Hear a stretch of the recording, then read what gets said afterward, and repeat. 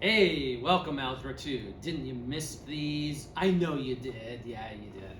We are in Chapter 7, Section 5 today, Rational Equations. As always, you can abbreviate rational, RET period, EQ for equations. But some of the things we're going to do today are solving those rational equations by cross-multiplying. And you've cross-multiplied all the way back to middle school. You just might need a little refresher, but you've done it before. And then checking for those extraneous solutions, those solutions that don't solve the problem. It's like saying, hey, I'm thirsty, and I hand you a bag of potato chips. That doesn't help your thirst, right? I solved the problem. It wasn't this problem I was supposed to solve. I should have been giving you water instead. So here's our first example. Taking a look at solving rational equations, things that are written as fractions. We have a fraction equal to a fraction. So we have a rational equation. Rational equals rational. And the first thing we'll do is we'll cross multiply. So 2 times 3x plus 2. And we set that equal to the other way. 10 times x plus 2. And it really doesn't matter which side you start with. I could have started with the 10 times x plus 2 on the left and the 2 times 3x plus 2 on the right. It doesn't really matter. You're going to end up with the same thing either way. Using our distributive property, 2 times 3x and 2 times 2, let's multiply. 2 times 3x is 6x, 2 times 2 is 4. On the right, we will use our distributive property, 10 times x and 10 times 2. So 10 times x is 10x, 10 times 2 is 20. Now look at it and see, what would I do next? Well, you put all your x's on the same side. So we have 6 x's on the left, we have 10 x's on the right. I always want to put it where we have the most number of x's, and that way my x's turn out positive when I'm done. So how about we go minus 6x here, minus 6x here. Like terms. 6x minus 6x cancel. We get 4 equals 10 minus 6. 10 minus 6 would leave us 4x plus 20. X's are all on one side. Now we put the numbers on the other side. So let's move that 20 to the other side. Minus 20, minus 20. 4 minus 20. You have $4, but you owe someone $20. Well, you give them that 4, you are still $16 in the hole. On your calculator, you could go 4 minus 20 if you needed to. Equals 4x. What's next? Well, you have a number in front of the x, so let's divide both sides by 4. Divide by 4, divide by 4. Negative 16 divided by 4. X would equal negative 4. There's our answer. So as we're working these out, though, we need to check and make sure that our solution solves the problem. That you didn't ask for water, and I hand you that bag of salty potato chips. That's just going to make you more thirsty. How do we check it? Well, we plug our answer into x on the left side and get an answer. We plug our negative 4 into the x on the right side, and we get an answer. And those two answers have to turn out to be the same thing. And if they don't, well, Houston, we have a problem. So let's take our negative 4, put it right here. 2 divided by negative 4 plus 2. I'm putting the denominator into parentheses because if you're going to put this whole thing in a calculator and get an answer, you need to have those parentheses around the denominator. If there's more than one thing in the denominator, or if there's ever more than one thing in the numerator, you do parentheses around it. I don't need them up top, there's only a single number. But on the bottom, I got some addition going on. Put it in my calculator and see what we get. 2 divided by negative 2 is negative 1. And this has to equal the right side. So let's take our negative 4, put it in the right side over here. We've got 10 divided by 3 times negative negative 4, plug it in negative 4, plus 2. Almost got ahead of myself there. All right, put this in my calculator, see what we get. 10 divided by negative 12 plus 2 would be negative 10. is -1. My answer checks out. -1 equals -1. It is correct. That's how you check your work. Answer is -4. There's only one number in the whole wide world that will make the left equation equal to the right. All right, so let's take a look at an example, something about an alloy. I don't know if you've ever heard of an alloy before, but it's made by mixing two or more metals together. You melt them down and you get a mixture. Kind of like if you ever made Kool-Aid, right? You add water and the packet, and next thing you know, you have Kool-Aid. Well, you can do this with metals. Maybe you've seen alloy wheels as opposed to steel wheels. Alloy wheels, they have a mixture of metal, so that way they look cooler. Steel wheels tend to be a little bit more durable with all the potholes we get, but these are cooler. They're lighter weight also, and that helps you get better gas mileage. Maybe you've seen things like sterling silver. How do you make sterling silver? With silver and copper. You mix them together, so it's not pure silver. Steel, well, we got iron and carbon. Bronze, copper, tin, and zinc. Oh, and that's Einstein there. Yeah, okay, cool. So an alloy, it's a mixture of one or more metals. That's what it is. Maybe you've seen alloys like this. We've got palladium, we've got white gold, and we've got sterling silver. You've got yellow gold, we've got rose gold, right? Different types of gold. How do they get it? By mixing other metals in with it.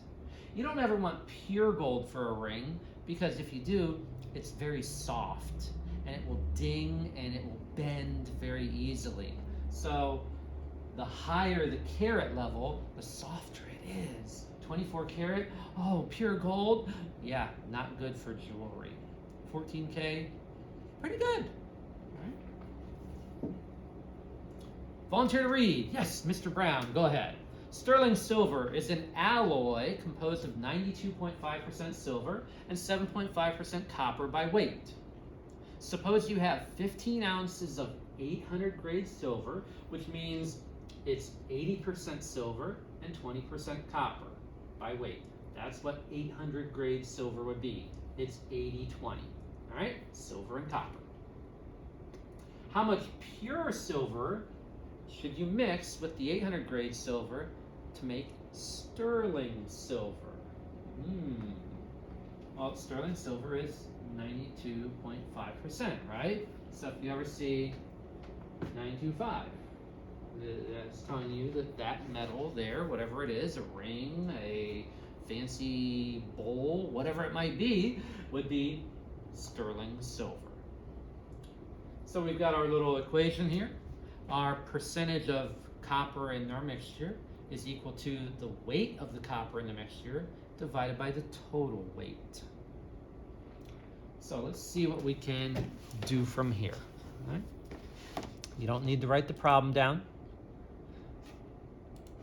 We just need to work it out. All right? Percent of copper in our mixture. Well, for sterling silver, we need 7.5% copper. So 7.5%, that is 7.5 out of 100. That's what percents are. They're out of 100. Then we need our weight of the copper in the mixture. Well, we've got 15 ounces of 800 grade silver. So out of those 15 ounces, 20% of it is copper. Out of these 15 ounces, 20% is copper.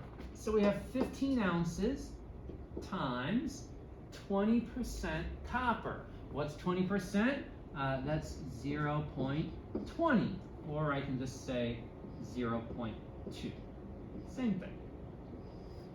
Divided by the total weight of the mixture. Well, we don't know the total weight yet because we have to add pure silver to bring it up to 92.5%. Right now it's only 80% silver. We need to add more silver. So what's our weight right now? Well, right now it's 15 plus, I don't know. X will be the amount of silver that we add. I guess I could use S instead if that would make you feel better. But I like X. X marks the spot. What do? You cross multiply, right? This is a cross multiply problem. We have a fraction equal to a fraction. So we've got a rational equation. Let's cross multiply. 7.5 times 15 plus X would equal 100 times 15 times 0.20. Why don't you go ahead and put those in your calculator? 100 times 15 times 0.20.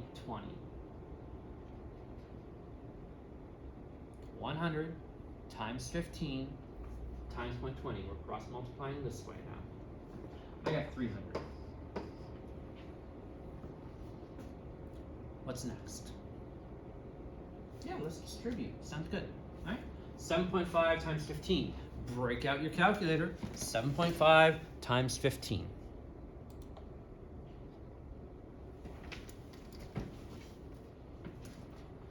Times 15 would be 112.5 plus 7.5 times x would be 7.5x, and that's equal to our 300.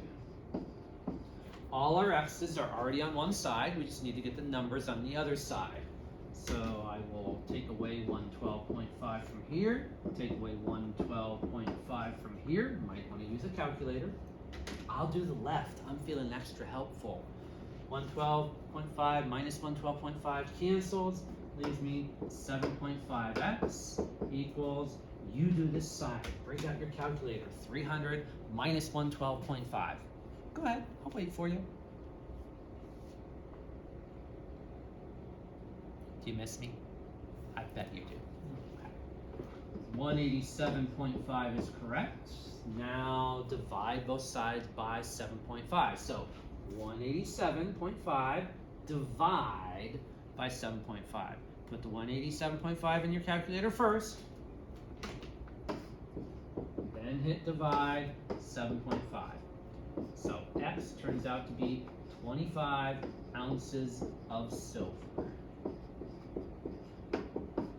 You gotta add 25 pure ounces of silver to bring the whole thing up to 800 grade. To bring it up from 800 grade, I should say, to that sterling silver of 92.5%. So, gotta add more than what you started with. You only started with 15 ounces, you gotta add 25. Who's up for a brain break? Oh yeah, I know you are. Why was the math student hungry at group time? You might be getting hungry, I don't know. His teacher said the work was easy as pie. Get it? The baker said pies are round. Pies are round, right? Pies are round. The mathematician said no, pie are squared.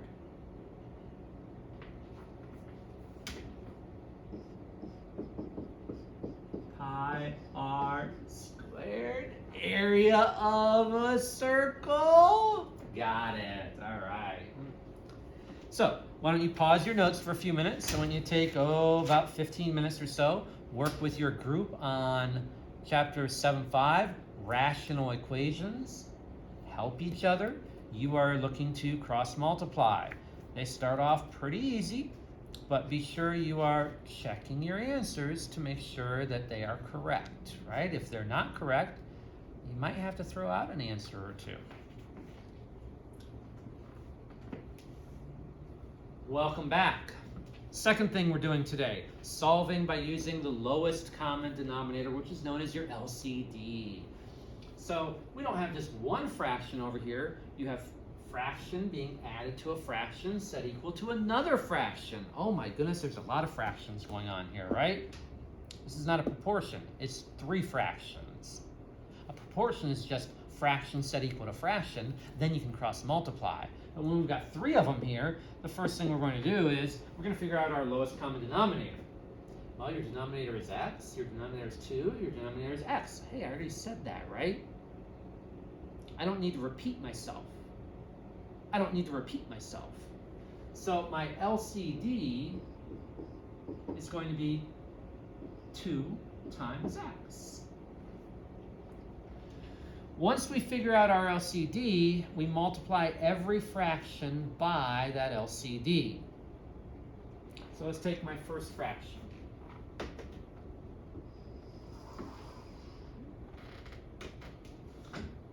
I'm going to multiply it by 2x. And I'm going to multiply my second fraction by that 2 over x. So I can put them in the same parenthesis, use distributive property. Equals, let's see, I've got negative 12 over x times 2x. So we'll just look at the first fraction. 2x times 3 over x.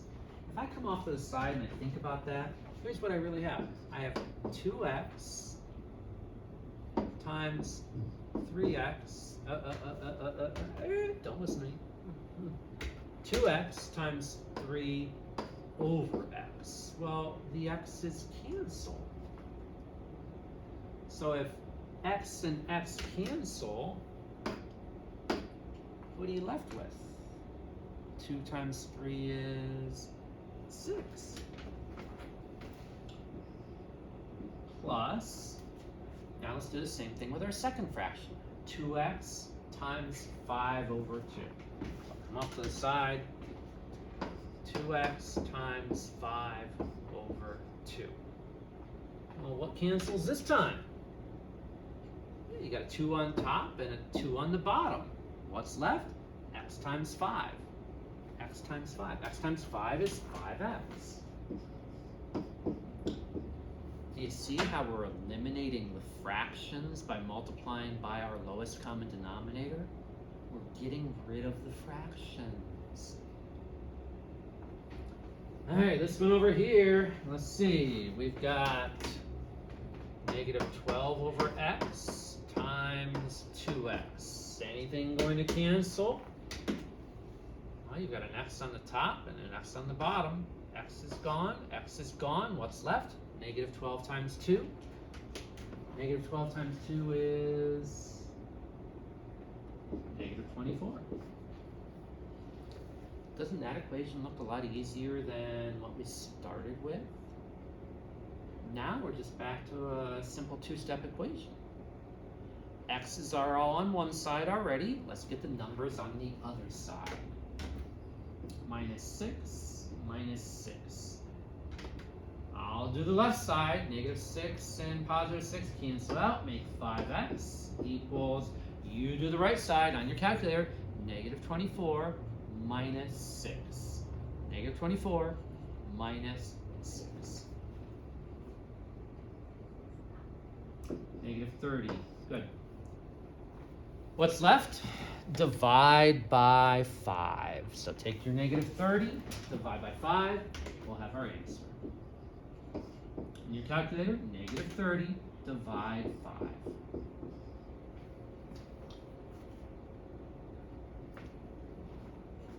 How do you check your answer, right? Well, let's do it. Break out your calculator. Take your negative 6, we're going to put it here. So we'll have 3 divided by negative 6 plus 5 divided by 2. We'll get an answer. We'll work it out. We'll then plug in negative 6 on this side. So we have negative 12 divided by negative 6. We'll get an answer. Work it out. And if the two answers are the same, we keep our answer. If they're not the same, we throw our answer away. Let's check it and find out. Might be an extraneous solution. Might be good. So plugging in negative 6 here. On your calculator, 3 over negative 6. You would put 3 divide negative 6. 3 divide negative 6 plus 5 divide 2. Work that out on your calculator, see what you get.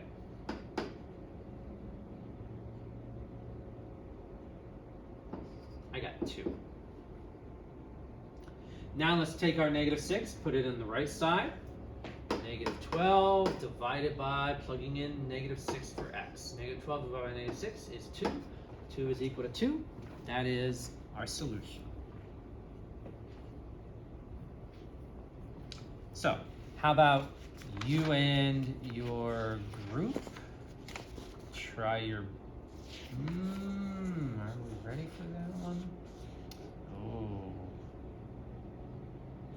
Yeah, I think we are. Right? Give it your best shot. Let me make sure we got everything we need to get.